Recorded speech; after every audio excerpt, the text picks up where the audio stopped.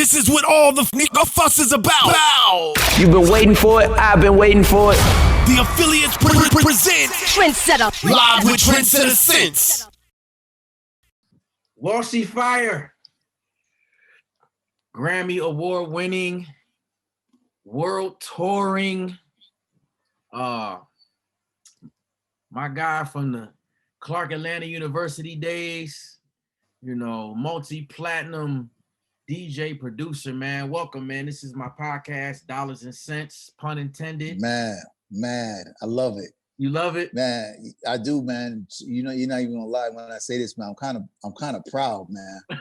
You know, as a guy that used to be your resident assistant on campus, I'm very proud. I feel like I birthed y'all. You know, so I'm glad to see everybody's doing so well. Appreciate it, man. That's, you know, it's kind of funny, man, because you are a RA, bro. That I always think about that. But yo, you was like the coolest. You was like the coolest RA. And for people that don't know, when we went to Clark Atlanta University at the Brawley Hall, and you know, you got your resident director, and then you have your resident. Wait, what's the RA called? Resident assistant. Yeah. And they like that was me. I know, and it's just like, bro, you know, WalshyFires. Back then we just called you Leighton Walsh. Yeah. You know what I mean?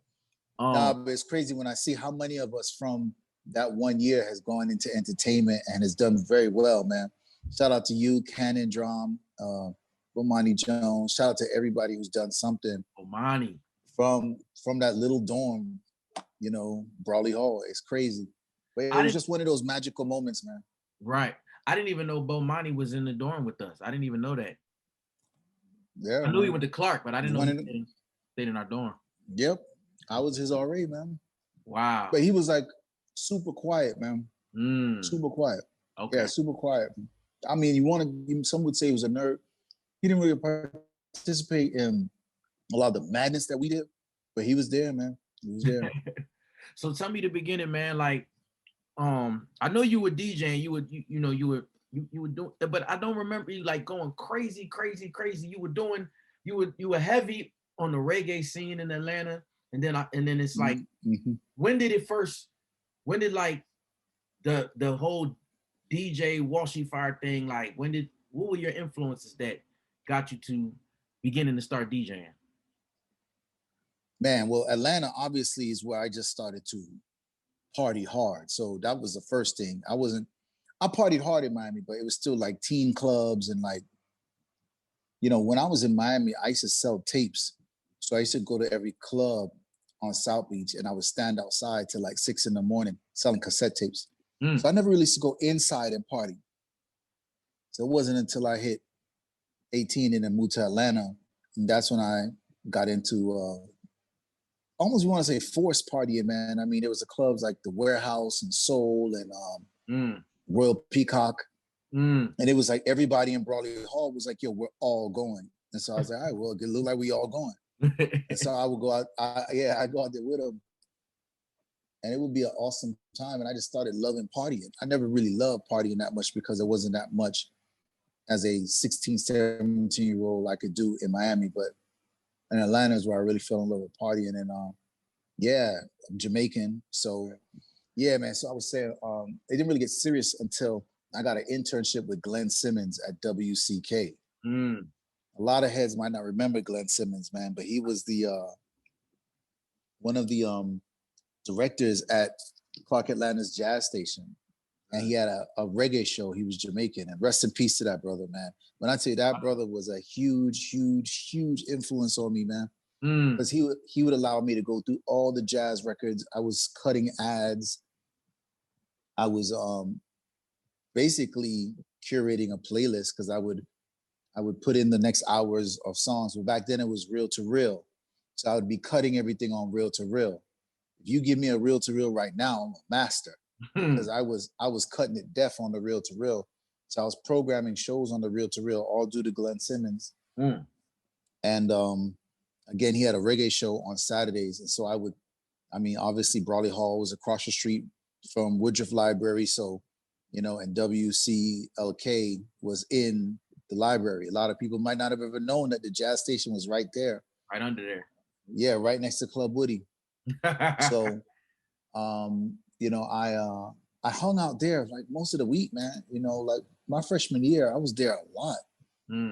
And then I just maintained that over the rest of the years I was at Clark Atlanta. I would go there on Saturdays. I wouldn't do the intern stuff anymore. I just did that my freshman year, but I stayed for many years. And yeah, man, that was the first like real like, yo, you should get on the other side of music instead of just being a party person. So I started the curating and the radio show. He would allow me to talk on the radio, so I'd be actually talking on the radio. But yeah, I wasn't into it, man, until maybe that following year when I started to DJ with Changes Disco, which was a reggae sound, and that's when it got serious, man. I was out every night then with Changes. Okay, so talk about that, man. This is Changes is a reggae sound movement. DJing every night. This is in the city of Atlanta. Yeah, man. And funny enough, there was a party every single night. Like there was never not yo, every night something I go on. And reggae was just really heavy at the time. I mean, I look back at Drum and I only know him for reggae. It's crazy when I look back at Drum and I'm like, yo, he was the reggae DJ. Yeah, he was. He was dropping reggae mixtapes. But again, at that time, reggae was heavy, man. It was heavy. You know, Capleton Tour by Lil Jon. Like it was heavy, man. Everybody was doing it. And it was like probably like one of those peak moments of attention. It got so much attention. And so I was able to DJ a lot. So even if it was a hip hop night, they would hire me to do the DJ, to the reggae set. And, you know, there was Mars and Battle Cat and a few other guys. And they would always bring me on, man. So a lot of love to them as well. But that's when it really got serious, yeah. So when did you decide, because I know after Clark, you went to Florida A&M, correct? Yeah, I worked at IBM, though. You worked at IBM, and this is in Atlanta? Or in Smyrna. Okay. This is after school? Right after. Okay. That summer, yeah, boy. That summer, I got that job, that big job at IBM, man. Really? So shout out to Clark Atlanta for getting me the big job at IBM. You know what I'm saying? What were you doing? I was a marketing major in Clark Atlanta, which kind of means like you don't know what you want to do in life. And so when I got to the interview, I just finessed it. But at IBM, I was doing technical sales. So I was on the phone and people would call in with issues and I would lie to them and tell them that their issue can't be fixed. Wow. Like what Apple does now, I was doing that with IBM. Being like, whoa, you're because I did mainframes. So there's computers, mid-ranges, and mainframes. I only did mainframes, which is like each mainframe is like $250,000. And you just lie to them. You just be like, yo, man, boy, there's no way you're gonna fix. You got that last year? Woo, I don't even know if we could service that. Just like Apple does now. I was doing that. So after IBM, when did you decide to go back to Florida? Right after, man. I hated that job. And I didn't love Atlanta. Really? But I want to say that job was a major part of it. You know, that commute to Smyrna really sucked. I was living in Little Five Points, had a nice place, but all of my friends had begun to go away back to where they were from or had gotten settled into their jobs. I didn't want to be like the old head still pulling up on campus, you know. So I was not going to camp. I was done with campus. Like I was like, all right, I graduated. So I was out. Like I had no new friends and I had my old friends were moving on. And so, and I hated my job, you know? And so even though Changes was still doing extremely well, Atlanta wasn't for me, man. Atlanta wasn't for me and it'll never be for me. And I lived there for 5 years. I love that city, but it'll never be a place I could live again. Unless like there's some crazy opportunity, but nah, man, Miami was just a whole other energy, a whole other culture. Right. And I just love Florida culture. I just love it, you know? So when I got an opportunity to apply for grad school, and I sent grad school stuff to everywhere. And FAMU accepted me. I was like, whoop, that's it. Out of here. Out of here. Took a 4-hour drive and was out of there. So when you went to FAMU, did you start DJing in Florida and that whole family? Heavy. Okay. Heavy. Okay. I took the hustle from Atlanta and brought it to Atlanta. And they had never seen nothing like that. Like, they didn't really even have a culture of partying on a Monday and stuff like that. So I created that. They had one thing on Wednesdays called Grown Folks Night. And then the rest of it would just be Friday, Saturday, unless you went to the Hole in the Walls, which is like the the grown folks nights, like, but at a bar that's like a super hole in the wall. Tallahassee is I can't tell you how small Tallahassee is. It's a tiny city. It's like a community. Right. And so, yeah, I just went ham, man. I just went crazy. I just aggressively started to promote, aggressively started to bring my other DJ friends into town. And that's another thing that Tallahassee had never really seen unless it was like DJ Demp. DJ Demp, right? Demp Week. He was the only one really. Shout out to Demp. Tallahassee's OG, him and DJ Cadillac. They're the two greatest DJs out of that region. Even though Cadillac is really from Quincy, Florida, but they're the two greatest DJs out of that era. Nobody could touch them. And they represented their city to the fullest. So, you know, I would see them bringing in people. I remember one time Demp brought Sizzler. And I was like, wow. I was like, yo, he's bringing in guys I should be bringing in. So I just started to do that too, man. But I would tap into Atlanta and I would tap into Miami. And because Tallahassee is in between the two cities, you get a lot of people from the two cities. And I think that gave me a little bit of an advantage over a lot of people. Maybe not a Demp, because he was already pretty tapped in, but over basically everybody else, though. I was able to just fly right above. And so I started doing this party every Friday called Mount Zion. And yeah, you started, it was a house. And the house started with like 30 people. Then a month later, it was like 200 people. Then by the end of the semester, it was 800 people in a house, a real house. You know, we would charge at the door. The only reason why we got away with it was because the house was on the railroad tracks. And so all the neighbors were already used to the noise. Right. You know, and so besides the cars being outside, there was no, and because it was off in the cut, nobody really even, it flew under the radar for years. And yeah, I stayed there for 2 years, graduated, and then moved back to Miami. But yeah, I appreciate Tallahassee a lot, man. Okay, so we're in Miami, and tell me when the Black Chinese sound movement evolved. As soon as I got back to Miami, everybody had known me from college. They were like, yo, there's these guys that are doing real big things. You should link up with them. Somebody linked us up, and it was on from there. Those guys they came to a party I DJ'd. They was like, yo, he's really, really good. And I had just started buying records in Tallahassee.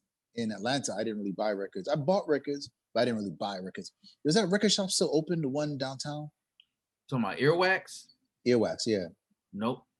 Okay. Nope. Yeah, I remember Boom Bip used to work there. Boom Bip, yeah. Man, I wonder what she's up to. Yeah. Right.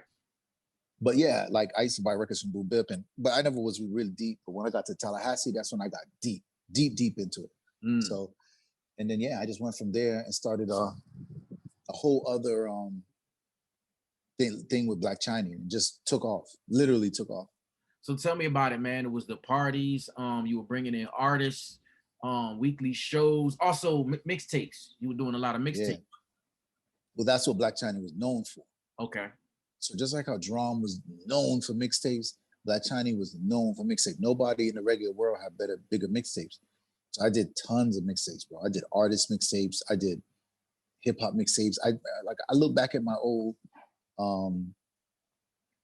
is it SoundCloud or Mixcloud? There was something before both of them. I can't remember what it was.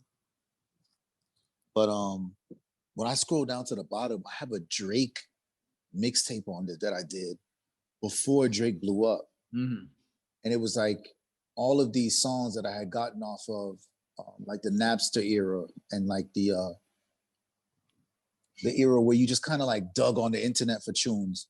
And I ended up having like 20 something Drake songs. Some of them were remixes, some of them. And I was just like, yo, this guy, I just couldn't believe how good he was. I was like, yo, this guy's the best. I was like, yo, I don't know this guy. Because at that time, I was really just doing mixtapes of rappers that I knew.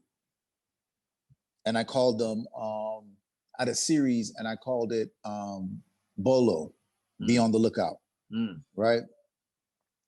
And I did all these Florida rappers. And then I did a Drake one. I didn't know Drake at all. I just thought he was that good. And I remember saying to myself, this guy's gonna be your number one guy, man. He's rapping and singing. This is insane. So yeah, I did tons of mixtapes, man. Tons. Did you come up? I forgot to ask you this, but when did you come up with your name? When did you come up with WalshyFire? Yeah, Sean Paul gave me that name when I tried to cut some dub plates. Because at that time I was going by LP Walsh, which is like my name, Leighton Paul Walsh. And he was like, I can't say that on the song. That don't sound dope. And he just started calling me, WalshyFire. But then when I joined Black Chinese, because we clashed, they were calling me Walshy Killer. So it like kind of flip-flopped between the two. But yeah, Sean Paul. Okay. All right. Yeah. And then when did you start traveling? When was it from the Black Chinese mixtapes that started getting shows? All over the world. Literally. Dance hall was taking over the world at that time, and I was at the forefront of it, bro. So yeah, shout out to everybody that remembers the Black China days and the whole Black China crew. That was a real movement.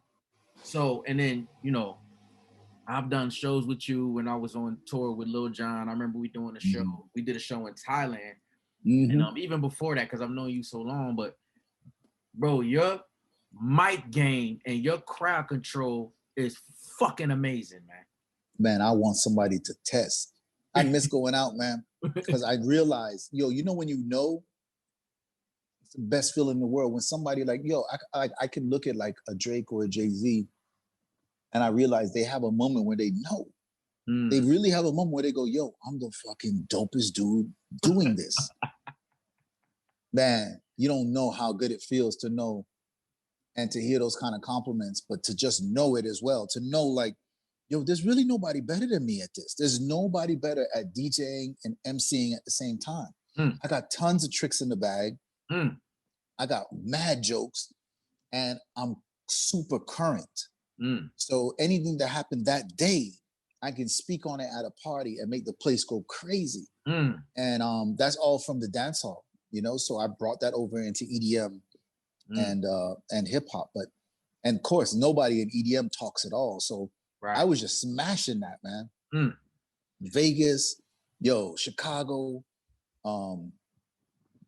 I was even doing the Young Philly Bull thing, man. I was out there with the youngins, with all the Bamas, man, all the Philly Jones, regularly, man. Like I had everything on real smash as far as a EDM DJ, DJing for an almost always all white crowd, playing EDM but in a dancehall style. It was fucking crazy. Coming up, Walshy, who were your top influential DJs that inspired you? Well, Jazzy Jeff got to be number one. Okay. DJ Craze is definitely there. He's a Miami native, and to me, just man, right. Him and Jeff, I just saw them do things nobody ever did. Guys, shout out to Kid Capri. I moved to New York for 1 year, a little bit over 1 year, and I got to see Kid Capri with the wall of crates, you know, finding those records quickly, slapping them on, and doing the whole like call and response while DJing thing, and just killing it, man. You know, he's probably the best at that. You know, when it comes to you know, where Brooklyn at, the whole like, you know, if you're making money, put your hands up, like that whole thing. And then he would just scratch and drop, scratch and drop, scratch and drop. Place go crazy, and he was moving so fast. Got a shout out to DJ Culture. He gave me my first job in New York. He let me work at Beat Street Records, and I learned about music. Even though Atlanta, I really learned music because We had Detroit, Chicago. We had everybody. So in Miami, I didn't know about songs like "Follow Me, Follow Me." I didn't know about that. I didn't know about "I Want to Thank You, Heavenly Father." I didn't know about that. I didn't know about hot music. Didn't know about that. Atlanta taught me all of that because I was at the warehouse and I was the only one that didn't know those songs. You know, I was the only one. Everybody started doing a soul clap, and I was like, this ain't gonna happen to me twice. Right. Let me learn everything I need to learn right now. And also, I was in a dorm, not just my freshman year, but in my latter years as well as an RA for the full 4 years I was in college. I was in a dorm with real musical dudes. So I had, man, nobody can talk to me about go-go music, man. Like everybody, every city, I deep dived because there was somebody there that represented that music and loved it. And yeah, man. Who else? King Waggy T, as far as like in the reggae world. Right. Man, there's too many to name. I'm sorry if I'm leaving anybody out. Trust me. Nah, there's too many to name. Right. You talked about transitioning into the EDM world, and what led you to start transitioning? Was that the traveling, or how did that follow? No. When I was traveling with Black China, it was hardcore dancehall, but we did do remixes, so you could kind of say yeah. But yeah, it's when I joined Major Lazer, man. That's when it was a wrap because we'd have a concert in the day, and then, you know, Wes would go do his party, I go do my party. Right. 9 times out of 10, my party was dancehall. But I started to see the Major Lazer name get popular and popular and popular, and people wanted a mini version of a Major Lazer concert. And so I just started giving it to them, but I started hitting them over the head. Like I was like, okay, white bull gonna make like 40,000. So when you talk about West, you talk about Diplo. Yeah. I'd be like, yo, the white bull gonna make like 40,000 tonight off that after party. So I just started being like, yeah, just give me 10,000. Oh, that's a yes? Because reggae never made that kind of money. So I started just throwing dumb numbers out there, like, oh, that's a yes? I'm switching over, man. This is you ain't got to tell me, you know what I'm saying? I'm just gonna maintain the style, but I'm gonna pivot. And I would still, because sometimes the reggae parties would be late as hell. So I could still even do a reggae party that night, and I could go and leave that joint at like 2 and then go to a reggae party and rock from like 3 to 4. And it was always, I hustled it, man. I hustled it, bro. And so, yeah, that's how I ended up getting into it. Just because I started to see that the money was way more than I was making in the reggae market. So talk about it, man. Major Lazer, man. Tell me how you and Diplo linked up. How that he knew me from Black China. Okay. So when Scary Boy, his old MC, turned Christian, he just called me up and asked me if I could do some shows. Super simple. Just like that. Just like that. And then the rest is history. The rest is history, man. Did you know where Major Lazer was going to go? Like, I thought it was amazing. Yeah, I thought it was going to be amazing. So I knew the trajectory was high. I knew the music he was making was super different, and the crowds was right in front of my eye, getting bigger and bigger. It would have had to been like, and not gonna lie, man, don't nobody love music more than Wes. I don't know nobody that love music more than Wes, and nobody that is good at making music more than Wes. I don't know nobody. And that's why his success is what it is, solo and with Major Lazer, so, and with Silk City. So at the end of the day, like I just really kind of like fell under his wing and just watched everything he did, and I started producing. Started, DJing EDM, started producing EDM, started going, and just attacking it. But again, giving it that real authentic Jamaican like attack, like that the swag is definitely super Jamaican. But yeah, man. Okay, that's my bro. So when you were talking about, man, I'm just listening to you talk about like y'all would do a Major Lazer show in the day. Then you would do individual solo after parties. That's crazy, bro. Yeah, sometime together. Sometimes together. Yeah, sometime together. Like a Major Lazer after party with us together, bonkers. It was a mini festival. And then you saying 2, 3 afterwards, 3 in the morning, whole nother party. Yeah, there was a young club in in Philly that had the late after hours dance hall Jones. So it was called something hall. I think it was called Knights Hall or something like that, man. But yeah, man, that's what the after hour Jones. And you knew it was super sketch, but you could go there and get another thing of money and promote. You know, you really were. It was a campaign promoting myself, promoting the music that we were making, and I loved it, man. I miss it bad, boy. So yeah, man, talk about the game plan. Like, not to give away too many secrets or anything, but I just like the path that that you tell me about. That we've had a few conversations, and you'll say, yo, the shows dictate the promotion of the records that you guys produce. Yeah. And I just want to get into the inside of that. Yeah, well, you start to get bigger shows, you got to have bigger records. I think it was either Cool Blaze or can't remember what producer, or maybe it was Jay-Z that started talking about having stadium records. Like, just imagine in hip hop, Cool Blaze was making stadium beats, man. You couldn't, you felt like that was in an arena. Oh man, I just had one in my brain. Bum bum bum bum bum bum. Yes. Bum bum bum bum bum. The Jay-Z song. Could I get an encore? Do you want more? Bro, you just hear that song and you're like, yo, I need to be with 10,000 other people listening to this. It was huge. The record felt huge. So now we're in front of people. We're in front of 70,000. Like the most ever was 140,000 in Belgium at Pukkelpop. And you're just like, man, 140,000 people. Our records got to be. They have to have that feeling.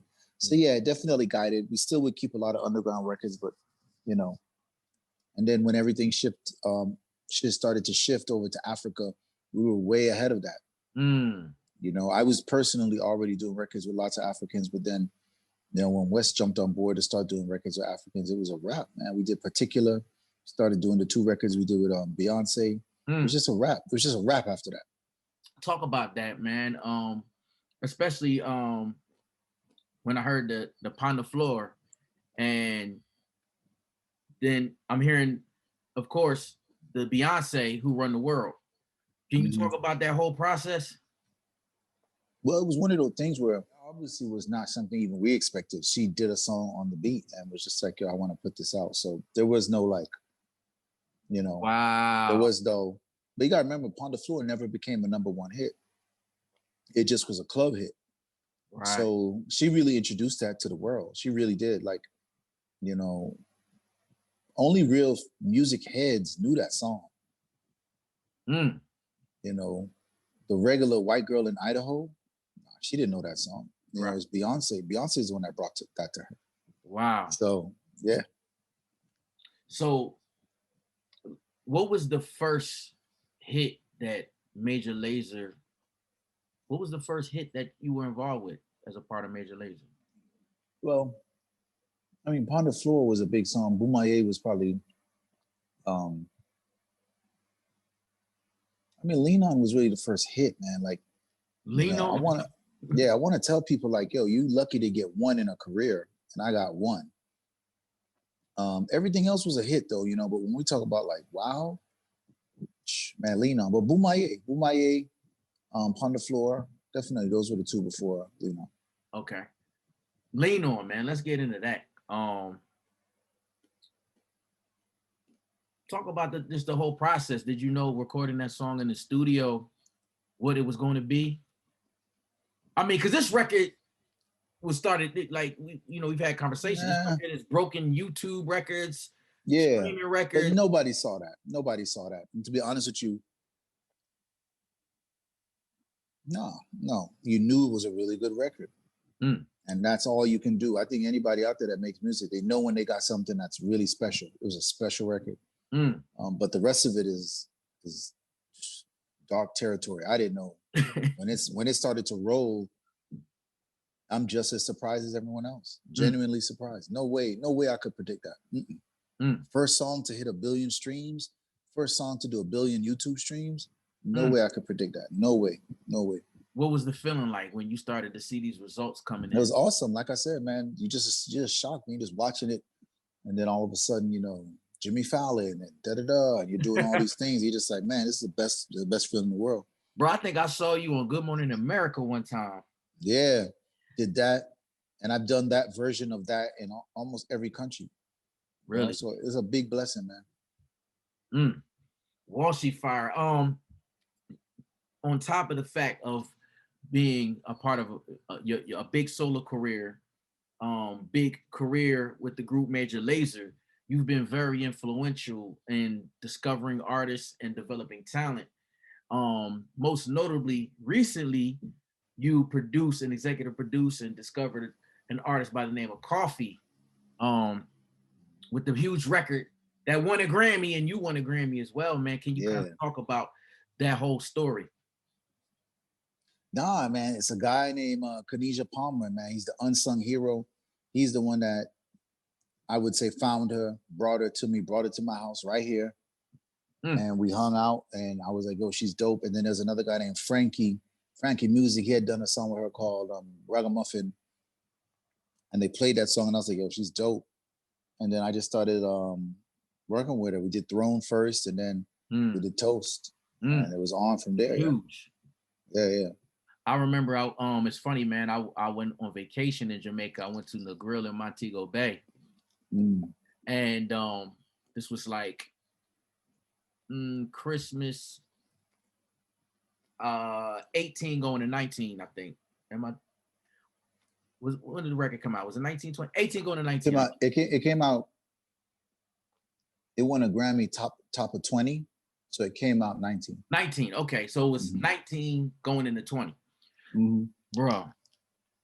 Everywhere. Every bar, every club, everywhere. I was like, what the fuck is this record? This gotta be the hottest record in Jamaica.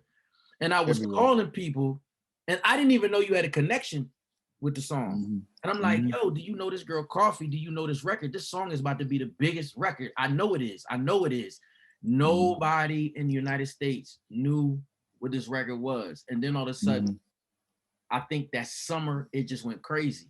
But, we've had conversations, and you were telling me about the whole process of going to the UK and then eventually RCA and, just talking about that journey. And again, man, it all comes down to that campaigning. I was able to be a DJ who could play his music really like no other. I could play it on a Major Lazer stage for 70,000 people. Then I could hit 2-3 clubs a night and really campaign a song. Yeah. Yo, bro, when I tell you, I can make a hit record a hit record. I can make a hit record a hit record. Like once it's a hit record, I can make it a hit record because I I'll come up with the craziest. I was a walking TikTok before TikTok. I'll come up with the crazy gimmick and viralness and words to make something stick in somebody's brain. So yeah, man, that was a great moment. Let me ask you, do you have in your mind what the greatest show you ever performed? A hard question. Every time I get that question, it's like you almost want to say the last show because that's the one that sticks in your brain the most. Maybe the first Coachella. Yeah, maybe the first Coachella. We did the side stage, but it was real. It was real. You could tell that everybody there was, everybody there had on a Major Lazer shirt. It was like a real movement. Flags, everything. It was like a real movement. And then what is Walshy's favorite country to perform in? America, because America has so many different corners to it, and you can play so many different styles in so many different cities. So I really enjoyed DJing in America. But also Africa, man. Kenya, South Africa, Rwanda, Uganda, Ethiopia. Those are all special to me too, man. Talk about, you've put out multiple albums. what's next in these next few years for WalshyFire? Well, obviously touring is not a part of that. So the only thing I can do is really just produce music and do things that are not music related, as in not directly music related. Like, you know how you have like an idea book and you just kind of been like on pause with that because the music thing is really working and rolling. But I got a book of ideas that I've opened up and I've started to work on, and you know, bringing those things to fruition very soon is a major part of this musical journey. I want all of that stuff to be what I am doing. This is what I'm doing, you know? So yeah, man. My brother, man. WalshyFire. Yeah, all love, man. You know what I'm saying? Dollars and cents. The G-O-D. Shout out to you, man. Much love to you as always, my brother. I'm so glad I could do this. Man, thank you, man. I remember I mentioned it. You was like, oh, I gotta do it. I gotta do it. This is what all the fuss is about. You've been waiting for it. I've been waiting for it. The affiliates present Trendsetter. Live with Trendsetter Sense.